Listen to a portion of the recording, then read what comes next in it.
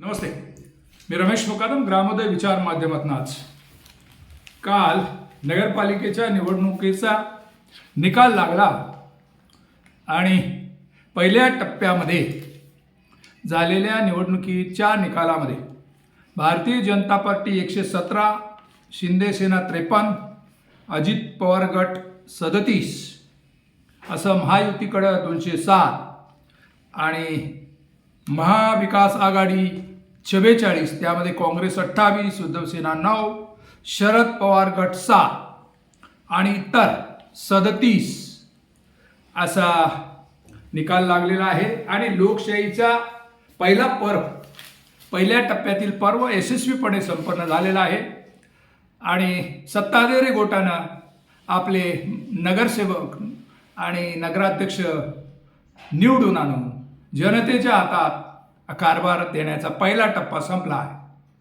आणि जनतेने या ठिकाणी उत्स्फूर्त सहभाग घेऊन आपला मतदानाचं कर्तव्य पार पाडलं आणि शासकीय यंत्रणेने यशस्वी पद्धतीनं या मतदान यंत्रणा कंडक्ट करून आज निकाल लावलेला आहे आणि स्थानिक स्वराज्य संस्थेच्या ज्या काही तिजोरीच्या चाव्या आहेत त्या कार्यकर्त्यांना मिळालेल्या आहेत.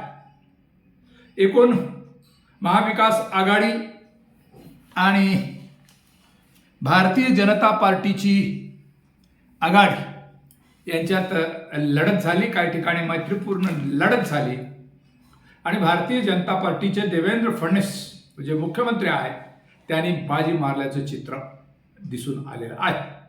काही ठिकाणी शिवसेना आणि भारतीय जनता पार्टी आणि काही ठिकाणी अजितदादा पवार यांच्या विरुद्ध भारतीय जनता पार्टी अशी लढत झाली आणि खेळीमेच्या वातावरणामध्ये पहिला टप्पा पार पडला. यामध्ये वंचित बहुजन आघाडीने देखील 5 ठिकाणच्या नगराध्यक्ष निवडून आणून 71 त्यांचे उमेदवार निवडून आलेल्या एक आश्चर्यकारक धक्का दिलेला आहे. आणि काँग्रेस देखील संपली असे वाटत असताना देखील त्यांनी 28 नगरपालिकाचं नगराध्यक्षपद मिळवलेलं आहे. आणि विदर्भ जो काँग्रेसचा बालेकिल्ला आहे त्यांनी त्या ठिकाणी चांगली लढत भारतीय जनता पार्टीला दिलेली आहे. तिथे सपशेल पराभव भारतीय जनता पार्टीचा केलेला आहे. एकंदर झालेल्या निवडणुकीवर असं दिसून आलेलं आहे की सर्व ठिकाणी काही आलबेल नाही.